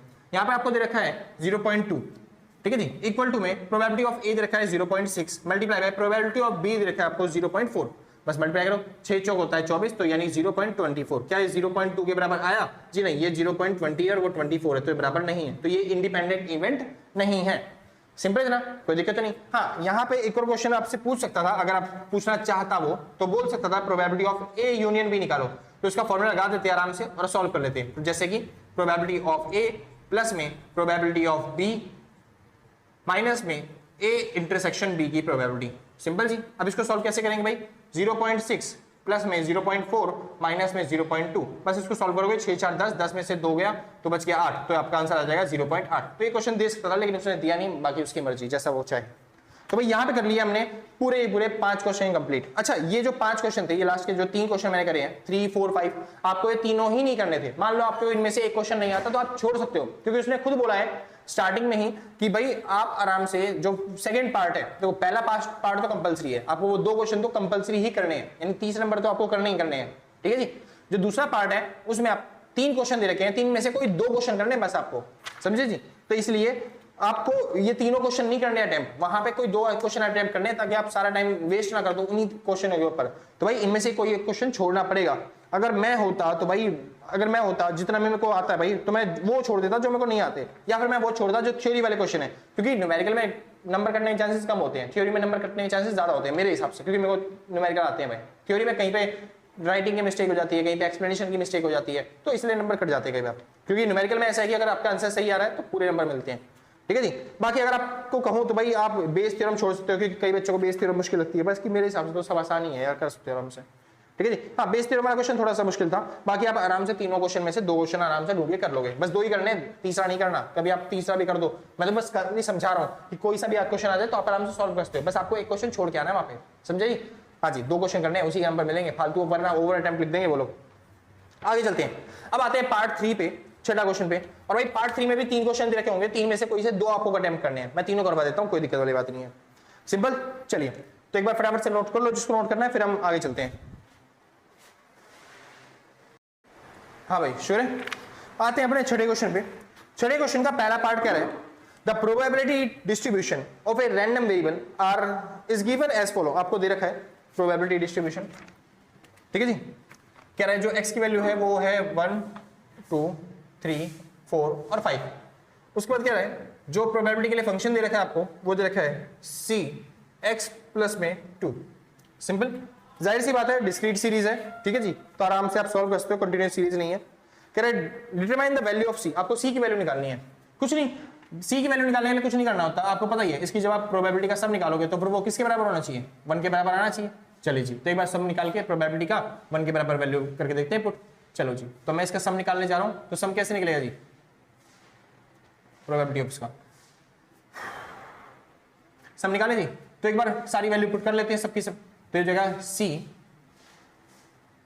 1 प्लस में 2, पहले एक बार x की जगह 1 पुट किया प्लस में, क्योंकि सबका सम करना है ना हमको, तो अगले बार 2 पुट करना है। तो ये हो जाएगा c 2 प्लस में 2 ऐसी, प्लस में c 3 प्लस में 2 प्लस c 4 प्लस 2 ऐसी, प्लस में c 5 प्लस 2। अब इनका सम किसके बराबर होना चाहिए, 1 के बराबर, ठीक है जी। सॉल्व करते हैं। इनमें से मेरे को दिखाई दे रहा है c कॉमन आ गया। अब यहाँ पे 2 और 1 हो गया 3 जमा 4 जमा 5 जमा 6 जमा 7, ठीक है जी, इक्वल टू में 1। इन सबको टोटल कर लेते हैं। तो 7 और 3 हो गया 10, 6 और 4 10 हो गया, ये हो गया 25, यानी कि c मल्टीप्लाई में 25 इक्वल टू 1। तो c की वैल्यू आ गई 1/25। सिंपल जी। तो पहला क्वेश्चन जो उसने बोला था कि आपको c की वैल्यू निकालनी है, हमने निकाल ली, इजी था, सिंपल था, खत्म क्वेश्चन। दूसरा कह रहा है आपको प्रोबेबिलिटी फाइंड आउट करनी है f3 की, यानी कि फंक्शन क्या है, x की वैल्यू कितनी है 3, यानी कि f3 निकालना आपको। तो कुछ नहीं करना, जो आपका फंक्शन है उसमें x की जगह बस 3 पुट कर दो। तो c x की जगह पुट करना है 3, तो 3 प्लस में 2 ये आपका हो जाएगा। c की वैल्यू हमने अभी निकाली 1/25, और 3 और 2 हो जाता है मल्टीप्लाई में 5, 5 से इसको काट देंगे तो आप प्रोबेबिलिटी हो जाएगी 1/5। सिंपल जी, खत्म क्वेश्चन। तो आपने पहला पार्ट भी सॉल्व कर दिया, आपने दूसरा पार्ट भी सॉल्व कर दिया, आपने ए और बी दोनों निकाल दिए। अब कह रहे हैं आपको फाइंड आउट करना है x की प्रोबेबिलिटी, मतलब p की प्रोबेबिलिटी अगर x की वैल्यू 2 से ज्यादा हो, ठीक है जी। तो प्रोबेबिलिटी आपको निकालनी है अगर x की वैल्यू क्या हो 2 से ज्यादा, इसकी प्रोबेबिलिटी क्या होगी, तो 2 से ज्यादा वैल्यू क्या हो सकती है भाई, तो 3 4 5 तीनों हो सकती हैं। तो मैं लिखूंगा एक बार प्रोबेबिलिटी ऑफ 3 होने की, प्लस में प्रोबेबिलिटी 4 आने की, प्लस में प्रोबेबिलिटी 5 आने की। सिंपल जी। पेन थोड़े से यार खराब हो रहे हैं, एक सेकंड भाई बस। हाँ जी, शुरू करते हैं। तो प्रोबेबिलिटी 3 4 5 आने की प्रोबेबिलिटी क्या होगी, तो देखो जी, तो कुछ नहीं करना, यहाँ पे वही फॉर्मूला लगाना है, बस एक बार 3 4 5। तो ये रहा भाई आपके पास, ये रहा 3 4 5 आने की प्रोबेबिलिटी, ठीक है जी। तो 3 4 5 आने की प्रोबेबिलिटी कितनी थी, ये थी। सिंपल, तो 5 6 7, तो सी तो हमने कॉमन ले लिया तीनों में से। अच्छा करके दिखाऊं क्या, अरे वही है यार सेम। तो सी यहाँ पे लिखूंगा मैं 3 x की जगह, तो 3 प्लस में 2, फिर उसके बाद लिखूंगा मैं c 4 प्लस में 2, फिर लिखूंगा मैं c और 5 प्लस में 2। 3 4 5 आने की प्रोबेबिलिटी लिख दी, c मैंने कॉमन ले लिया, तो यहाँ पे हो गया कितना 4 और 3 2 5, तो वही लिख रहा था मैं 5, फिर लिख रहा था मैं प्लस में क्या 6, फिर लिख रहा था 7, ठीक है जी। चलिए सॉल्व करते हैं। c की वैल्यू 1/25 हो गई, 5 6 7 को जोड़ेंगे तो कितना हो गया 6 3 18, तो ये आ गया मल्टीप्लाई में 18, तो ये प्रोबेबिलिटी बन गई 18/25। सिंपल जी। तो आपका ये वाला क्वेश्चन भी हो गया, यानी सी पार्ट इसका। देखो कितने छोटे छोटे क्वेश्चन है। कह रहा है आपको EX निकालना है। EX कैसे निकाला है सर, मीन निकालना है, उसके लिए तो जॉइन नहीं छोड़ी मैंने। चलो भाई निकालते हैं, यहीं पे निकालते हैं डी। तो क्या है प्रोबेबिलिटी आपको निकालनी है EX, यानी आपको एस्टिमेट वैल्यू निकालनी है। आपको क्या करना पड़ता है एस्टिमेट वैल्यू निकालने के लिए जी, तो जो आपको प्रोबेबिलिटी होती है x की, उसको मल्टीप्लाई करना होता है x सीरीज से। मतलब कि इसकी जो प्रोबेबिलिटी आपने निकाली थी, ये पूरी प्रोबेबिलिटी जो आपने निकाली थी 1/25 करते करते, हर एक प्रोबेबिलिटी को मल्टीप्लाई करना है x से और फिर सम कर देना है। सिंपल जी। चलिए करते हैं मल्टीप्लाई। तो मेरे को क्या करना है, p और x को मल्टीप्लाई करना है। तो पहले 1 आने की प्रोबेबिलिटी क्या थी भाई, तो 1 आने की प्रोबेबिलिटी थी 3/25। क्या थी 3/25। तो मैं एक काम करता हूँ, पहले मैं 1/25 को कॉमन लिख लेता हूँ बाहर, तो बस मेरे को सिंपल सा लिखना पड़ेगा 3 × 1, तो 3 × 1 सिंपल, प्लस में ऐसे ये 4 × 2, तो 4 × 2, क्योंकि ये प्रोबेबिलिटी तो है 4/25 3/25 4 5 मतलब 5/25 6/25, प्रोबेबिलिटी तो है हर एक इवेंट की। यहाँ पे प्रोबेबिलिटी तो जोड़ी है हमने सबकी। सिंपल जी। बस सी की वैल्यू निकाल देते हैं यहाँ पे, इसलिए यहाँ पे सी बाहर लिखा हुआ है, वरना सबके अंदर नीचे लिखा होता है 25। सिंपल जी। चलिए अगला करते हैं 5/3 और उसके बाद 6/3, उसके बाद एक सेकंड 3 नहीं 4 आएगा, एक सेकंड 4 आएगा ना, हाँ जी ठीक है, और 7/5, तो 7/5 सिंपल जी। अब इसको सॉल्व करना है बस आपको, और कुछ नहीं करना। तो ये हो गया 3 1 जा 3, 4 2 जा 8, 5 3 15, 6 4 जा 24 और 7 5 जा 35। अब जी सॉल्व कर लेते हैं। तो आपको दिख रहा होगा 15 और 35, 35 और 15 हो जाता है हमारे पास 50, 50 और 24 74, 74 और क्या बोलते हैं 8, 74 और 8 होता है हमारे पास 82, 82 और 3 85। तो प्रोबेबिलिटी बन गई 85 अपोर में 25। सिंपल जी। तो आपका जो मीन आ जाएगा वो लगभग आ जाएगा 25 या 75 हो गया, पॉइंट लगा के 10 बचे और पॉइंट लगा के 0 उतारा तो 100 हो गया, 25 चौक 100, यानी 3.4 जो है वो आपका मीन आ गया। सिंपल जी। तो आपका मीन कितना आया 3.4, EX मतलब प्रोबेबिलिटी ऑफ E कितना आया आपका, एक्सपेक्टेड वैल्यू 3.4। सिंपल, इतना आसान था, बहुत अच्छी बात है। अब निकालने के लिए कह रहा है find the variance of x, variance निकालना है जी। वेरिएंस कैसे निकाले, वेरिएंस का मैंने आपको फॉर्मूला बताया था, सिग्मा एक्स स्क्वायर आपको करना पड़ता है, ठीक है जी, क्योंकि नंबर तो यहाँ पे होता ही नहीं, माइनस में आपको क्या बोलते हैं मीन का स्क्वायर माइनस करना पड़ता है, ठीक है जी। अच्छा यहाँ पे प्रोबेबिलिटी भी है ना, तो बस आपको प्रोबेबिलिटी से भी मल्टीप्लाई करना पड़ेगा यहाँ पे, ठीक है जी। तो मीन तो आपने निकाल ही लिया है, पहले इसको सॉल्व कर लेते हैं। तो पहले एक्स का स्क्वायर कर लेते हैं। एक्स का स्क्वायर क्या होगा, तो यहाँ पे लिख देता हूँ एक्स का स्क्वायर, 1 का स्क्वायर हो गया 1, 2 का स्क्वायर हो गया 4, उसके बाद 3 का स्क्वायर हो गया 9, 4 का स्क्वायर हो गया 16 और अगले का स्क्वायर हो गया 5 5 25। सिंपल। चलिए अब आपको क्या करना है, इसको प्रोबेबिलिटी से मल्टीप्लाई करना है, सभी की प्रोबेबिलिटी। तो आपको पता है सभी की प्रोबेबिलिटी यही है भाई, ठीक है जी। तो आप इसकी जगह लिखना चाहो तो लिख सकते हो आराम से, क्या 3/25, 4/25, 5/25, 6/25 और उसके बाद 7/25, ठीक है जी। तो 25 जो मैं वो बाहर ही लिख देता हूँ, मैं पहले ये वाली वैल्यू निकाल रहा हूँ, सिग्मा p मल्टीप्लाई में एक्स स्क्वायर, ठीक है जी। तो ये निकाल रहा हूँ पहले मैं।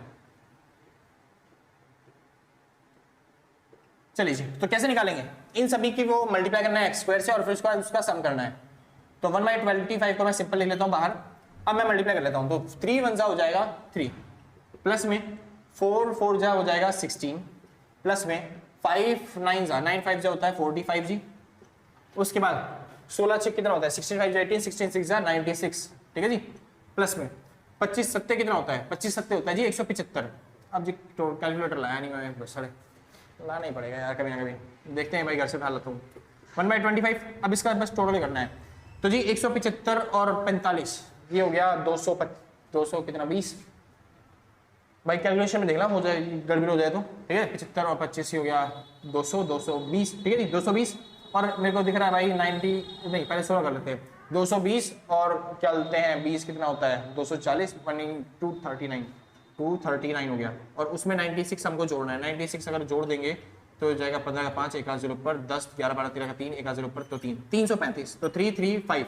तो आपके जो क्या बोलते हैं वेरिएंस आ जाएगा वो 335 अपॉन में 25 आ जाएगा। सिंपल जी। इसको आप काटना चाहो तो काट सकते हो, ना काटना चाहो मर्जी, आप काट देता हूँ। 5 से काटा तो 5 6 30, 5 7 35। सिंपल जी। 5 से और काटोगे तो 5 1 5 बचे 1, 5 3 15 बचे 2, पॉइंट लगा 0 तरह 5 4 21। भाई आपका वेरिएंस जो है वो 13.4 आया। स्टैंडर्ड डेविएशन कोई बोले तो इसके ऊपर रूट लगा देना, बस और कोई काम नहीं है। अगर ना बोले स्टैंडर्ड डेविएशन तो रूट लगाने की जरूरत नहीं है, वेरिएंस ये है। सिंपल जी। तो आपने जो है वो सारी वैल्यू सॉल्व कर ली और सारी वैल्यू सॉल्व करने पे आपको मिला है भाई 5 नंबर पूरे। सिंपल जी। तो आराम से सॉल्व करके 5 नंबर ले सकते हो आप आराम से, ज्यादा मुश्किल था नहीं क्वेश्चन, बस आता थोड़ा लेंथी था, ठीक है जी। तो हमने भाई 6 क्वेश्चन का पहला पार्ट कर लिया, छठे का दूसरा पार्ट दे रखा है। हाँ भाई छठे का दूसरा पार्ट भी है। कह रहा है A fair coin is tossed 6 times। एक कॉइन को हमने 6 बार उछाला है, टेल आ रहा है इसमें, 2 सैंपल स्पेस बनते हैं, ठीक है जी। 6 बार उछाला। If the number of heads are random variables, यानी जो नंबर ऑफ हेड्स है उसको रैंडम वेरिएबल्स मानते हैं। भाई एक बार इसको नोट कर लो, जिसको नोट करना है, फिर आगे चलते हैं, ठीक है जी। बहुत अच्छी भाई, हाँ जी शुरू करते हैं। तो कह रहा है a fair coin was tossed, आपने एक फेयर कॉइन टॉस किया कितनी बार 6 बार। तो जो सैंपल स्पेस बनेगा वो बनेगा 2 की पावर 6, ठीक है जी। 2 की पावर मैंने बताया था फॉर्मूला, तो मतलब होता है 2 multiply by 2 multiply by 2 multiply by 2 multiply by 2 multiply by 2। तो भाई हो गया 4 4 चौक 16, ठीक है जी। 16 गुणा में 4 कितना होता है 64। तो सैंपल स्पेस आपके पास बन गया क्या 16, ठीक है जी। चलिए टोटल वेरिएबल्स बन गया आपके पास 16। अब क्या रहे एक सेकंड में 16 नहीं 64, 64 ठीक है जी, सॉरी। क्या रहे if the number of heads is a random variable, ठीक है जी, then what is the probability of getting 4 sorry at most 4 head, ज्यादा से ज्यादा कितने हेड आने चाहिए 4 हेड आने चाहिए, ज्यादा से ज्यादा, उससे ज्यादा हेड नहीं आने चाहिए।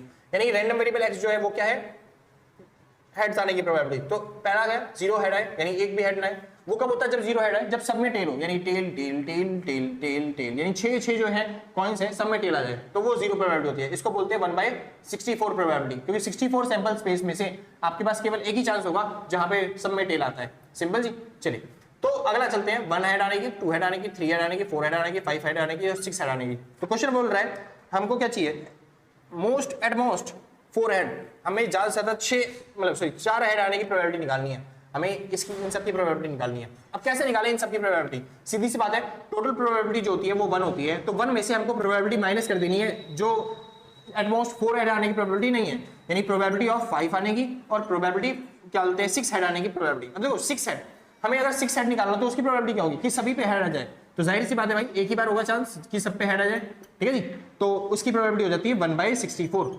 बस अब आपको चेक करना है कि 5 हेड आने की प्रोबेबिलिटी क्या होगी। 5 हेड आने की प्रोबेबिलिटी क्या बनेगी, देखो 5 हेड आने चाहिए, 5 हेड आने का मतलब क्या है कि 6 हेड में से 5 तो हेड होंगे और एक क्या होगा टेल, तो हो सकता है कि वो पहला टेल यहाँ पे हो, यानी कि पहला टेल हो बाकी सब क्या हो जाए हेड हो जाए, ठीक है जी। हो सकता है वो टेल दूसरे नंबर पे हो, यानी ये बाकी सब हेड हैं बस दूसरे नंबर पे क्या आ जाए टेल आ जाए, ठीक है जी। हो सकता है तीसरे नंबर पे हो, तो अगर ऐसा देखा जाए तो तीसरे पे, चौथे पे, पांचवे पे और छठे पे, यानी कि ये जो 5 टेल आने मतलब 5 हेड आने की प्रोबेबिलिटी है, या फिर मैं कह सकता हूँ एक टेल जो है वो आ सकता है कितनी बार, 5 बार। सिंपल जी। तो प्रोबेबिलिटी कितनी दिखाई दे रही है, 5 है 6, हाँ जी 6 नंबर है ना, तो 6, तो इसकी प्रोबेबिलिटी कितनी है 6, तो यानी कि 6 बटे में 64 जो आपकी प्रोबेबिलिटी बन जाती है 5 हेड आने की। सिंपल जी। तो बस इनको सॉल्व करना, जोड़ना और उसमें से घटा देना, तो आपको पता चल जाएगा 4 हेड आने की प्रोबेबिलिटी क्या होगी।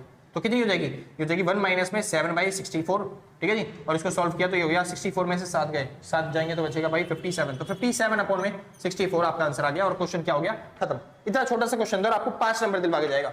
हाँ कुछ बच्चे ऐसे हैं जो सबकी प्रोबेबिलिटी निकालेंगे ऐसे सैंपल स्पेस बना के और फिर उसके बाद जोड़ के आपको करके आएंगे, गलत नहीं होगा, वो भी सही होगा, लेकिन गलती होने के चांसेस ज्यादा है। ऐसे करोगे तो शॉर्ट फॉर्म में जल्दी हो जाएगा, ईजी हो जाएगा।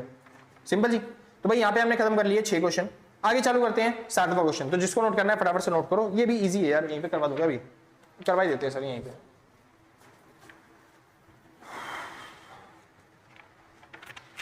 चलो जी इतनी जगह छोड़ देता हूँ यार, मिटो ही देते हैं इसके लिए, क्या टाइम पास करना है उस पर। उतार लिया होगा ना भाई तुमने, बस बहुत अच्छे। शुरू करते हैं। कह रहा है एन इलेक्ट्रिक शॉप, एक इलेक्ट्रिक शॉप दे रखी है, सेल रेफ्रिजरेटर और एयर कंडीशनर, ठीक है भाई कोई बात नहीं। Has the following probability of distribution of क्या बोलते हैं refrigerator and air condition in a day, एक दिन में वो रेफ्रिजरेटर कितने बेचते हैं और एयर कंडीशन यानी एसी कितना बेचते हैं उसकी प्रोबेबिलिटी आपको दे रखी है। यानी कि ये जॉइंट प्रोबेबिलिटी वाला चैप्टर भाई, जॉइंट प्रोबेबिलिटी वाला चैप्टर कौन सा था, शायद 9वां या 10वां चैप्टर था ना, ठीक है जी, हाँ जी। तो उस वाला चैप्टर था, उसमें से क्वेश्चन दे रखे हैं। तो आपको x क्या रखा है इसको मानना है और y क्या रखा है इसको मानना है। तो भाई मैं तो x इसको मानता, x y इसको मानता, इसको x इसको y मानता मैं, लेकिन इन्होंने बता रखा है कि आपको सामने साफ सही कि x इसको मानना है y इसको मानना है। चलिए जी हम मान लेते हैं जो ये कहते हैं, तो 0 1 उसके बाद 2 और उसके बाद लास्ट में 3, ठीक है जी। यहाँ पे दे रखा है 0 1 2, बस इतना वैल्यू है, ठीक है जी। चलिए इसकी वैल्यू दे रखी है 0.25, अगला दे रखा है 0.12, 0.07, इसको साफ लिख दो 0.25, अगला 0.06, 0.03, ठीक है जी। अगला दे रखा है 0.03, लास्ट 0.05, करा लास्ट कहाँ से आ गया 0.04, 0.08, उसके बाद भाई 0.09, 0.08 और 0.10। सिंपल जी। भाई ये वाली वीडियो बनाने में इतना टाइम लगता है ना कि दिन से सुबह से दोपहर हो जाती है और अब कंस्ट्रक्शन का काम चालू हो चुका है भाई, मजदूर हो चुके हैं काम करने के लिए, तो शोर से अब आए तो उसको इग्नोर मारना। पहला पार्ट कह रहा है find the probability of 2,1 and probability of 0,2। चलिए जी प्रोबेबिलिटी निकालते हैं, जाहिर सी बात है x वाली वैल्यू ये है, y वाली वैल्यू ये है, तो 2,1 की प्रोबेबिलिटी क्या होगी, पहला क्वेश्चन 2 और 1 की। x देखो 2 कहाँ पे है, तो x 2 ये रहा, y पे 1 का है, y ये रहा 1, कहाँ पे प्रोबेबिलिटी बन रही है 0.04, तो 0.04 खत्म क्वेश्चन भाई, यही आंसर आपका प्रोबेबिलिटी का। Simple ji. प्रोबेबिलिटी ऑफ 2,1 की, प्रोबेबिलिटी ऑफ आपको निकालनी है 0,2 की, और इसकी प्रोबेबिलिटी क्या होगी 0.2, देखो भाई ये रहा 0 ये रहा 2, प्रोबेबिलिटी बन रही है 0.08, खत्म भाई प्रोबेबिलिटी। तो पहला क्वेश्चन आपका हो गया खत्म। सिंपल जी, आसान था ना भाई, बहुत अच्छे। आगे चलते हैं, कह रहा है दूसरा question find the probability of कि x की वैल्यू जो हो वो 1 से ज्यादा हो एंड जो y की वैल्यू हो वो लेस देन इक्वल टू 1 हो। सिंपल जी। चलिए सॉल्व करते हैं। अब x की प्रोबेबिलिटी ऑफ x की वैल्यू 1 से ज्यादा होनी चाहिए, ठीक है जी, x की वैल्यू 1 से ज्यादा होनी चाहिए, तो निकाल लेते हैं जी इसकी प्रोबेबिलिटी भी। x की वैल्यू 1 से ज्यादा, तो x की वैल्यू 1 से ज्यादा क्या है, देखो ये रही पूरी लाइन x की 1 से ज्यादा वैल्यू होनी चाहिए उसकी प्रोबेबिलिटी, तो भाई या तो 2 हो जाए या तो 3 हो जाए, तो इसकी प्रोबेबिलिटी भाई ये सारी है। अब इनमें से कौन सी वैल्यू लेके चलनी है जी, तो हम सारी वैल्यू ले लेते हैं जी, कोई दिक्कत नहीं। और कह रहा है y की वैल्यू क्या होनी चाहिए, 1 या फिर 1 से ज्यादा, y की वैल्यू 1 या 1 से ज्यादा, y की वैल्यू 1 या 1 से ज्यादा, 1 होनी चाहिए या फिर 1 से ज्यादा, यानी कि y की वैल्यू ये वाली होनी चाहिए या फिर ये वाली, तो ये क्या है, ये वाली। तो इन सब में कॉमन वैल्यू क्या दिखाई दे रही है, तो आपको ये वाली दिखाई दे रही है, बस ये निकालना है आपको। हाँ जी, तो बस यही निकालना है आपको, तो बस जोड़ देते हैं इनको, 0.04 प्लस में 0.03 प्लस में 0.05 प्लस में 0.03। अब जी सॉल्व कर लो, 4 5 7 7 5 12, 12 और 3 15, तो 15 यानी कि 0.15, सिंपल जी। तो आगे प्रोबेबिलिटी खत्म, और कुछ था ही नहीं इसमें, 3 3 6 6 4 10 10 5 15 15, ठीक है जी, 0.15 हो गया, खत्म बात, इतना सा है उस क्वेश्चन, मुश्किल है ही नहीं कुछ। हाँ ये थोड़ा सा मुश्किल है भाई, ये थोड़ा सा मुश्किल है। कह रहा है मार्जिनल डिस्ट्रीब्यूशन ऑफ एक्स आपको निकालना है, क्या निकालना है, मार्जिनल डिस्ट्रीब्यूशन ऑफ एक्स। तो भाई चालू करते हैं, कह रहा है मार्जिनल डिस्ट्रीब्यूशन ऑफ एक्स निकालना है, चलो जी ठीक है। कैसे निकलेगा मार्जिनल डिस्ट्रीब्यूशन ऑफ एक्स, कुछ नहीं होता, जो ये जो एक्स वेरिएबल दे रखी है ना आपको, बस इन्हीं की प्रोबेबिलिटी का टोटल निकालना है, इसको बोलते हैं मार्जिनल डिस्ट्रीब्यूशन ऑफ एक्स। चलिए जी निकाल लेते हैं। तो फंक्शन की 0 आने की प्रोबेबिलिटी का टोटल कितना होगा, तो 25 10 35 35 और 8 ये हो जाता है क्या बोलते हैं 43, तो ये हो गया 0.43। फंक्शन ऑफ 1 आने की प्रोबेबिलिटी, एक्स के 1 आने की प्रोबेबिलिटी क्या होगी, क्योंकि मार्जिनल कह रहा है ना, तो चेंज कितना हो रहा है, तो यहाँ से यहाँ पे कितना चेंज हो रहा है बस वो चेक कर लेंगे उसके बाद। तो बस 12 8 क्या बोलते हैं हो गया 20 20 और क्या बोलते हैं कितना है 9, ठीक है जी, 20 और 9 होता है 29, तो 0.29, सिंपल जी। चलिए फंक्शन में 2 आने की प्रोबेबिलिटी क्या हो जाएगी, तो 7 4 11 11 और 5 हो गया 16, तो 0.16। लास्ट 6 7 8 9 10 11 12, तो 0.12 हो जाएगी फंक्शन के 3 आने की प्रोबेबिलिटी, सिंपल जी। वैसे तो इसी को मार्जिनल डिस्ट्रीब्यूशन ऑफ एक्स बोलेंगे, कि हमने एक्स का जो मार्जिनल डिस्ट्रीब्यूशन किया, यानी कि अलग अलग वेरिएबल का टोटल किया, उसी को बोलते हैं marginal distribution of x, simple. लेकिन अपने आप को क्लियर करने के लिए थोड़ा सा एडवांस चल लेना, यहाँ का जो डिफरेंस होगा वो भी इनको निकाल के दिखा देना कि इसका डिफरेंस इसका डिफरेंस इसका डिफरेंस इतना आया, तो इसको बोलेंगे डेल्टा f0 से f1 का जो डिफरेंस है वो। तो कितना डिफरेंस दिखाई दे रहा है यहाँ पे 30 40, यानी कि 14 का डिफरेंस, ठीक है जी। तो ऐसे वैल्यू निकाल के दिखा देना, बाकी अगर ना करना चाहो तो कोई जरूरत नहीं है, मेरे हिसाब से यही आंसर होना चाहिए भाई, बाकी चेक कर लेना एक बार अपने हिसाब से, जो बुक वाले आंसर मानते हैं अपने हिसाब से कर देना। आगे चलते हैं भाई क्वेश्चन नंबर 8 पे।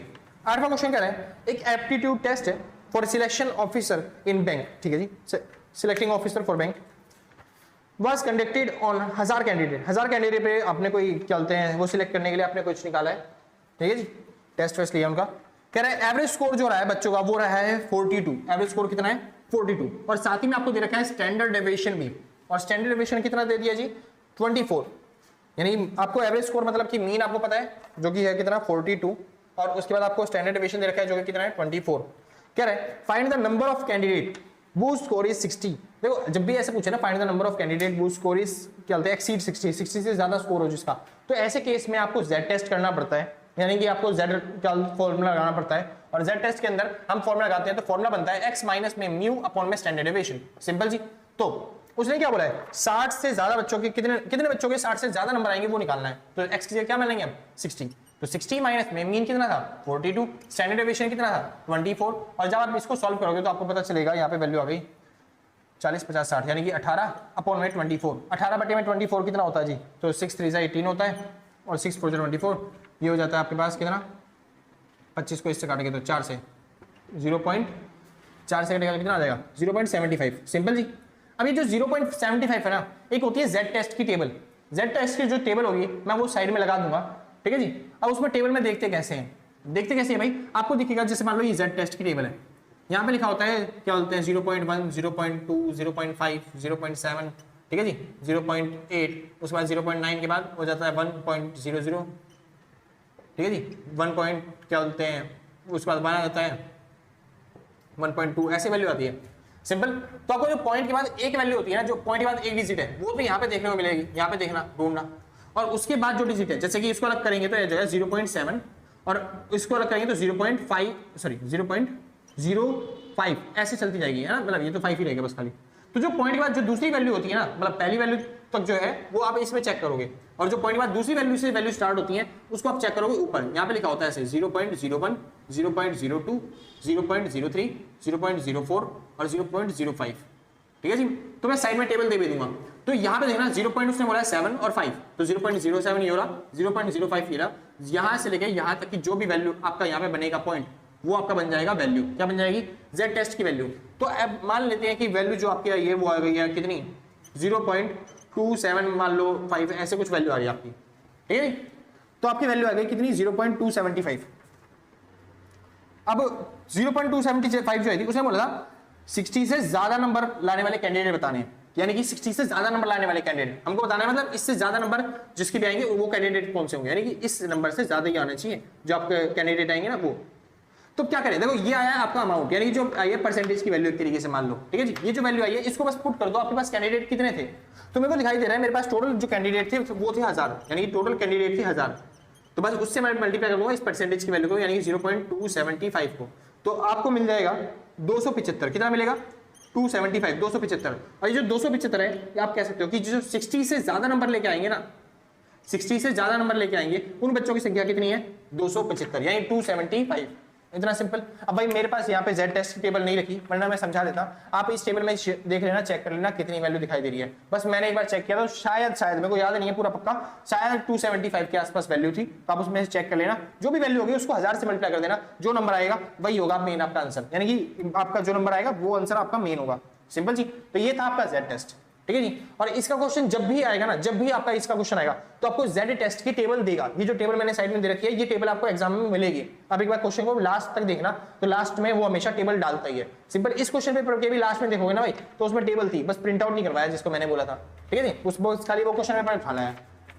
चलिए जी, इसी के अंदर भाई दूसरा क्वेश्चन भी कर लेते हैं, सेम ऐसे ही, उसमें भी कोई चेंजेस नहीं है। इसमें भी वही चीज भाई, म्यू तो दे ही रखा है पहले से, मीन आपको दे रखा है 42, स्टैंडर्ड डेविएशन आपको दे रखा है 24। अब दूसरा को पार्ट क्या कह रहा है इसके अंदर, क्या रहा है, फाइंड द नंबर ऑफ, यहां पे लिख दूंगा, find the number of whose score lies between 30 and 66, 30 और 66 के बीच में जो स्कोर निकलता है वो बताना है। तो कोई दिक्कत नहीं, एक बार निकाल लेते हैं 30 के हिसाब से स्कोर, एक के बाद निकाल लेते हैं 66 के हिसाब से स्कोर। तो z टेस्ट कर लेते हैं, x माइनस में म्यू अपॉन में स्टैंडर्ड डेविएशन, x की वैल्यू 30 लेके चलना है इस बार, माइनस में म्यू यानी कि 42 अपॉन में स्टैंडर्ड डेविएशन यानी कि 24। चलिए जी, इसको माइनस करेंगे तो हमको मिलेगा यहाँ पे 12 बटे में 24 हो जाता है, माइनस का 0.24, क्या कह रहा हूँ, माइनस का 0.5, सिंपल सर। आगे चलते हैं, इस पे कर लेते हैं z टेस्ट, तो ये हो जाएगा 66 माइनस में 42 अपॉन में 24, ठीक है जी। और 66 में से जब 42 जाएंगे तो कितना बचेगा, 40 से 50 60 और 8 नहीं, एक सेकंड, 24 भाई, ये बच गया 24 और नीचे भी आ गया 24 और आपका आंसर आ गया 1, सिंपल। चलिए अब आपको z टेस्ट में इन दोनों की वैल्यू ढूंढनी है, ठीक है जी, और फिर उनका जो डिफरेंस होगा, क्योंकि हमको चाहिए भाई इन दोनों के बीच में कितने बच्चे होंगे जो जिनके नंबर इनके बीच में आए हैं, 30 और 66 के बीच में कितने बच्चों ने स्कोर किया है वो निकालना है। तो बस इनके बीच में कैसे निकलेगा, तो बस इन दोनों का जो डिफरेंस होगा बस वो निकालना है। पहले एक बार इसको चेक कर लेते हैं z टेस्ट में वैल्यू डाल के कितने % बच्चे हैं जो नंबर ला रहे हैं। तो कुछ नहीं करना, एक बार z टेस्ट में देख लेना वैल्यू, जैसे z टेस्ट बताया था भाई उस साइड में देखना कितना, यहाँ पे 0.5 है ना, अच्छा 0.5 के बाद कुछ नहीं लिखा, जैसे यहाँ पे 2 3 कुछ नहीं लिखा, तो हम ऊपर में देखेंगे अब यहाँ पे 0 0, क्योंकि कुछ नहीं होता तो 0 होता है, तो 0.5 पे जाओ एक बार और उसके बाद देखो 0 0 तो 0.5 मतलब नेगेटिव वैल्यू, तो ऊपर आपको कहीं दिखाई देगा 0.5, ठीक है जी। अब मेरे को पता नहीं क्या दिखाई दे रहा है, नहीं दिखाई दे रहा, मैं यहाँ पे समझा देता हूँ फिर से। ये मान लो 0 है, इसके ऊपर आपको दिखाई दे रहा है 0.1 0.2 0.3, एक सेकंड भाई, हाँ भाई शुरू करते हैं। तो भाई अब मैंने निकाल ही लिया, इसकी वैल्यू दे रखी है ये, इसकी वैल्यू दे रखी है ये, यानी कि 0.5 की वैल्यू क्या होगी, अच्छा बताइए भी देता हूँ। मान लो यहाँ पे 0.5 लिखा होगा, ऊपर लिखा होगा 0.00 0.0, उसके बाद 0.001, ठीक है जी। तो आपको क्या करना है, 0.5 देखना है माइनस का, ये रहा माइनस का 0.5, ये रहा 0.00, जहाँ पे जो वैल्यू लाइज करेगी वो बनेगी इसकी वैल्यू। सेम ऐसे ही आपको ढूंढना है यहाँ पे 1 जहाँ पे दिखेगा 1.00, वहीं पे 00 की वैल्यू उठा लेना, जो वैल्यू बन गई वो ये रही, सिंपल। ये वैल्यू 0.84 क्या बोलते हैं 84134, ठीक है जी। चलिए अब ये वैल्यू आ गई है, अब कुछ नहीं करना, ये जो वैल्यू है ये परसेंटेज में आई है, इसको बस मल्टीप्लाई करना है नंबर से, कितने नंबर की स्टूडेंट थे हमारे पास, तो हमारे पास थे टोटल 1000 बच्चे, तो बस उससे मल्टीप्लाई कर देंगे, 1000 से मल्टीप्लाई कर दिया तो आपको मिलेगा यहाँ पे 308.54, ठीक है जी। और यहाँ पे मिलेगा आपको 841.34। अब बस इनका जो डिफरेंस है वही बता देगा कि कितने बच्चे हैं। ये टोटल बच्चे हैं 30 मतलब 308, जो आपके नंबर लेके आए हैं -5 तक, ठीक है जी। और ये 841 बच्चे हैं जो टोटल नंबर लेके आए हैं 66 तक। सिंपल जी। अब इसका जो डिफरेंस होगा वही बच्चे आपको चाहिए, तो डिफरेंस कितना हो गया एक बार घटा देते हैं, पॉइंट वाली वैल्यू हटा दो भाई, क्योंकि पॉइंटों में बच्चे होते नहीं कभी भी। तो यहाँ पे हो गया 41 में से 8 चले गए तो बचे आपके पास कितने, ये बच गए 33, ठीक है जी। और 8 में से 3 गए तो बच गए आपके पास 5, तो 533 जो बच्चे होंगे वो मेरा आपका आंसर होगा। 533 बच्चे 30 से लेके 66 के बीच में आपका स्कोर करके आए हैं। सिंपल जी, कोई दिक्कत तो नहीं।